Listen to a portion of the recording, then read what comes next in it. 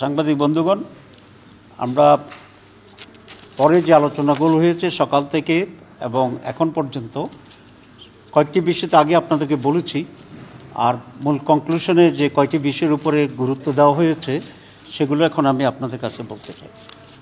আজকে প্রথম পর্বের যে আলোচনা 2 দিন আমরা করেছি এবং এটা আজকে শেষ হয়েছে। এরপরে সকল দলের সাথে প্রাথমিক আলোচনা করার পরে ওনারা যেটা বলেছেন, ওনারা আবার দলগুলোকে ডাকবেন, কতজন কাদেরকে ডাকবেন সেটা ওনারা ডিসাইড করবেন এবং সেটা সেকেন্ড রাউন্ড হবে।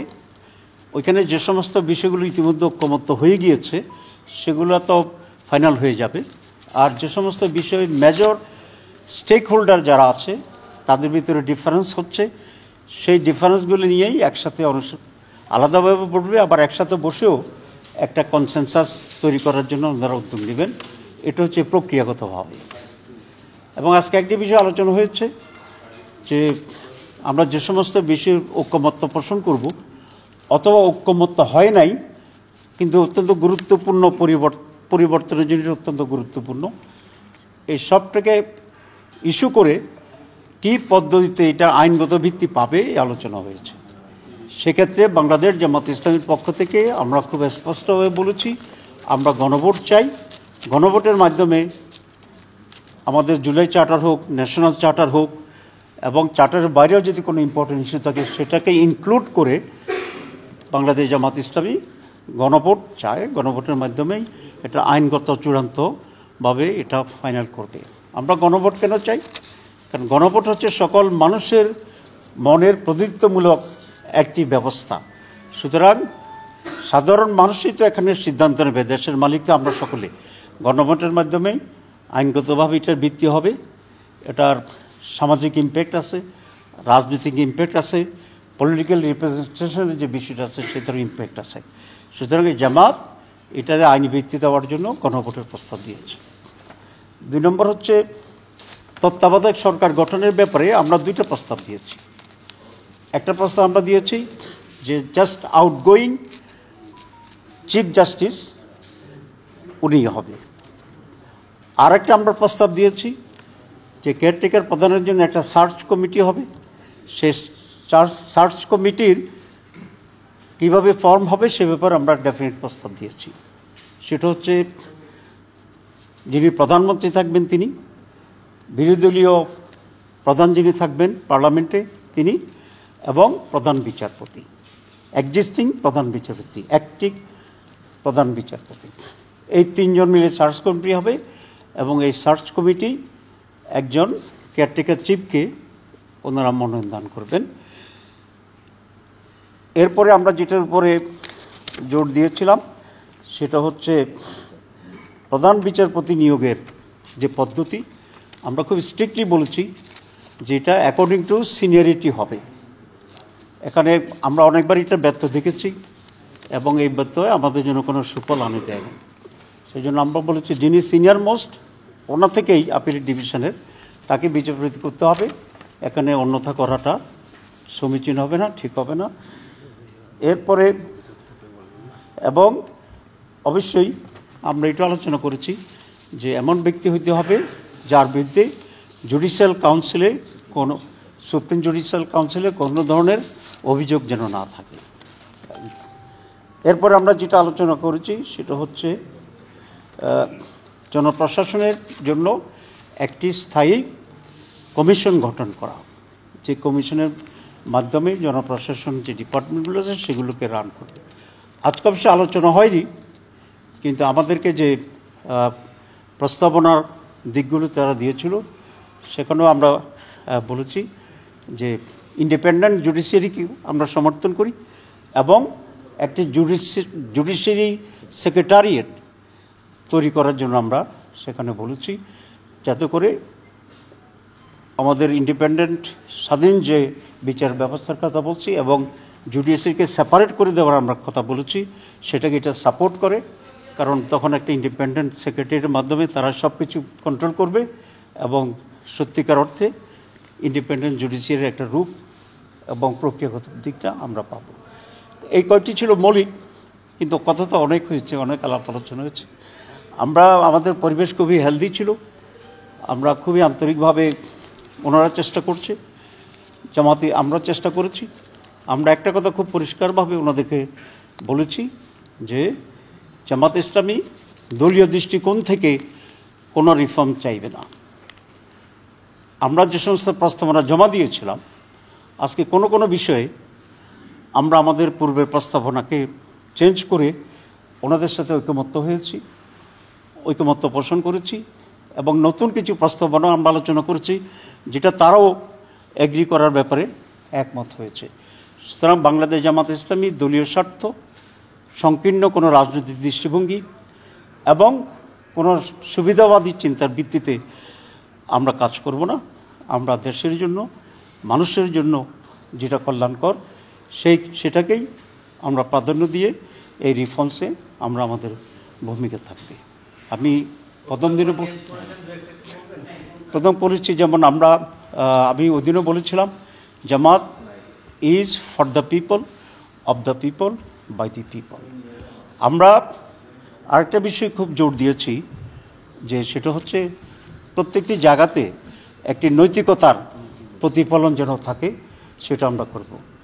আপনি যেটা জিজ্ঞেস করেছেন কোথায় কোথায় আমরা আবার এক জায়গাতে এসে ঐকমত্য পোষণ করছি, যেমন সেখানে প্রধান চিফ অ্যাডভাইজার তার নিয়োগের ব্যাপারে তো আমরা আজকে একটু চেঞ্জ করে একমত হয়েছি।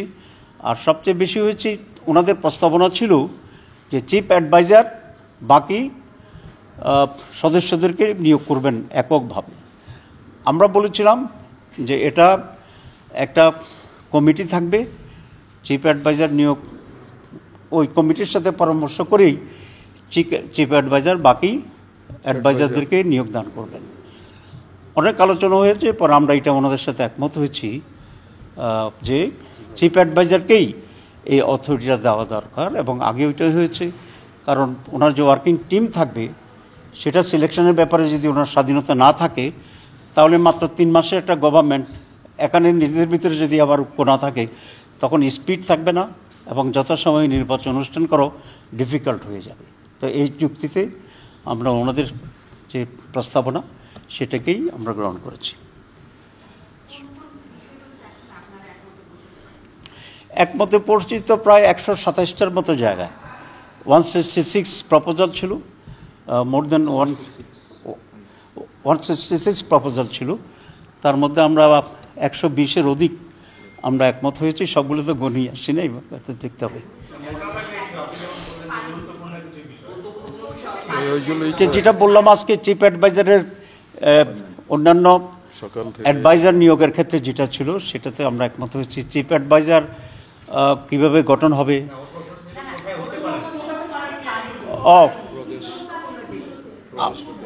আমরা হইতে পারি না। একটা সবচেয়ে ইম্পর্টেন্ট যেটা সেটা হচ্ছে তাদের একটা প্রস্তাব ছিল যে বাংলাদেশকে 4টি প্রদেশে বিভক্ত করা। আমরা এটার সাথে দ্বিমত পোষণ করেছি। দি গ্রাউন্ড ওয়াজ দ্যাট অনেক পজিটিভ দিক আছে, কিন্তু সবচেয়ে বেশি ডেঞ্জার বা আমরা যেটা আশঙ্কা করি সেটা হচ্ছে বাংলাদেশের সিকিউরিটি ইস্যুতে। কারণ বাংলাদেশ এমনি ছোট দেশ, 4টে ভাগ হলে এটার ইন্টিগ্রিটির প্রশ্নটি থাকবে, সিকিউরিটির প্রশ্নটি থাকবে এবং আমাদের দেশটা প্রায় সবটাই আমাদের প্রতিবেশীরা, একটা বড় দেশেই শুধুমাত্র এটার প্রতিবেশী আছে। তো এটা একটা মেজর ইস্যু যেখানে আমরা দ্বিমত পোষণ করেছি।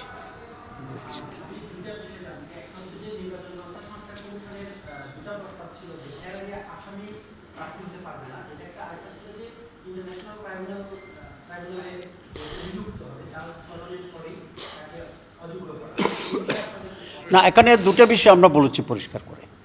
একটা হচ্ছে সাধারণভাবে কোনো ব্যক্তি 2 বছরের বেশি যদি ফৌজদারি অপরাধে কনভিক্টেড হয়, এটা আগে থেকে টেররিস্ট মানে he or she will not be eligible to run the election. আরেকটা প্রশ্ন আসছিল যে যারা মানবতা বিরোধী অপরাধ করেছে তাদের বিরুদ্ধে প্রসিডিং শুরু হলে, চার্জশিট যদি হয়ে যায়, তখন তারা আর দাঁড় করাতে পারবে না। যদিও সাধারণ আইনের নিয়ম হচ্ছে যে একটা লোককে মামলা দিলেই যে অযোগ্য হবে তা না, কনভিক্টেড হলেও অযোগ্য হবে। কিন্তু এখানে ওনারা আর্গু করেছিলেন যে এটা তো একটা মানবতা অপরাধটা একটা ভিন্ন ধরনের অপরাধ, এটা সাধারণ ক্রাইম না। সুতরাং একটা পার্টিকুলার টাইমকে বেস করে যারা এই সমস্ত অপরাধে জড়িত তাদেরকে সার্চশিট হয়ে গেলেই তখন তারা এখানে দাঁড়াতে পারবে না। সে আপনি বলতে দিই। জি না, আমরা আমাদের প্রস্তাবনাটা ছিল যে শাস্তি পাইলেই তাকে অযোগ্য ঘোষণা করা, কিন্তু ওনারা সিরিয়াসলি আরও করেছেন যে মানবতা বিরোধী অপরাধটা অন্যান্য অপরাধের মতো না। সাধারণ অপরাধে ক্রিমিনাল অপরাধের জন্য 2 বছরের হইলেই তারা পারবে না, কিন্তু এখানে 2 বছরকে ওরা শর্ত করেননি, যেহেতু ইসে মানবতা বিরোধী অপরাধ। এবং আপনারা জানেন যে 72-তেও এরকম একটা আইন সংশোধন হয়েছিল, 73-তে, যে সেখানকার যুদ্ধাপরাধী এবং মানবতা বিরোধী অপরাধ যারা করেছিল তাদের জন্য একই নেচারের আইন ছিল যে 2 বছর ক্রিমিনাল কেসের জন্য দরকার নাই, তাদেরকে হবে। এখানেও একটা পার্টিকুলার টাইমকে এখানে নির্ধারণ করে ওই একই ফর্মুলায় তারা অযোগ্য ঘোষণা করবেন। টাইমের ব্যাপারে সেটা আমরা আলোচনা করেছি। আমাদের দিক থেকে সে প্রস্তাব তারা আমরা পরে এটা প্রস্তাব মেনে নিয়েছি। আমরা তো বলছিলাম আগে কনভিক্টেড হলে, কিন্তু তারা বলছেন এই বিশেষ অপরাধে একটি বিশেষ সময়ের ভিতরে যে অপরাধটা হয়েছে মানবতা বিরোধী অপরাধ, সেটার জন্য 2 বছর কনভিকশন শর্ত হবে না। যদি ক্রিমিনাল প্রসিডিউরে ওটা যদি চার্জশিট হয়ে যায়, that will be enough to declare them disqualified to contest the election. Thank you very much.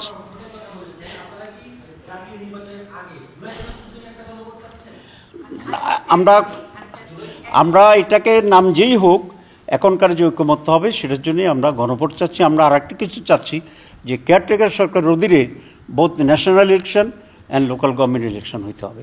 সবাইকে ধন্যবাদ।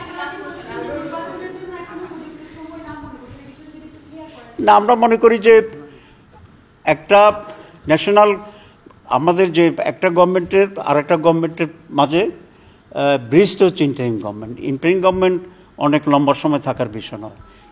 যেহেতু কিছু রিফর্ম আমরা চাচ্ছি, সেজন্য আমরা মিনিমাম সময়টা যেটা হয় রিফর্ম করার জন্য অতটুকুই আমরা এলাও করব, এবং এরপরেই যত শীঘ্র সম্ভব নির্বাচন দিতে হবে। নির্বাচন may be the better solution for to bring the normalcy in the country in politics.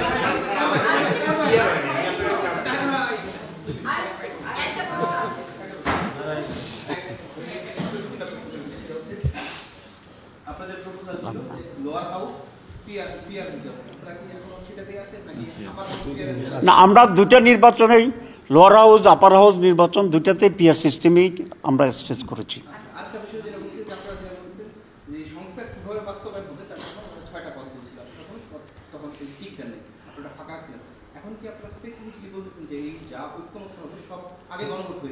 সেটাই তো বলেছি ভেরি ক্লিয়ারলি, আজকে প্রথম পয়েন্ট তো ওইটাই বললাম।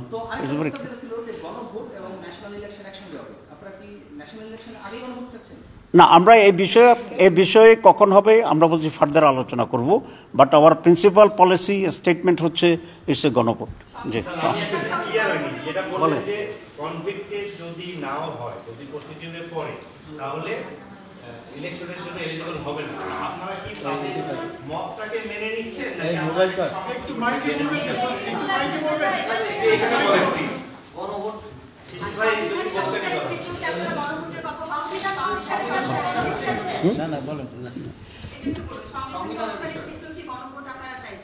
আমরা তো বলেছি পুরোটা মিলে যে চার্টার তৈরি হবে সেটার উপরেই আমরা গণভোট চাচ্ছি। ইটস ক্লিয়ার যে আপনার কথা আমি আসছি, ডোন্ট ওয়ারি। আমরা প্রস্তাব করেছিলাম যে কনভিক্টেড হলে সে অযোগ্য ঘোষিত হবে, কিন্তু ওনারা যে আর্গুমেন্ট দিয়েছেন যে এটা কনভিক্টেড হতে হলে এটার জন্য দীর্ঘ সময় লাগবে, কারণ ট্রাইব্যুনাল একটা রায় দেবে, এর বিরুদ্ধে আবার সুপ্রিম কোর্ট যাবে।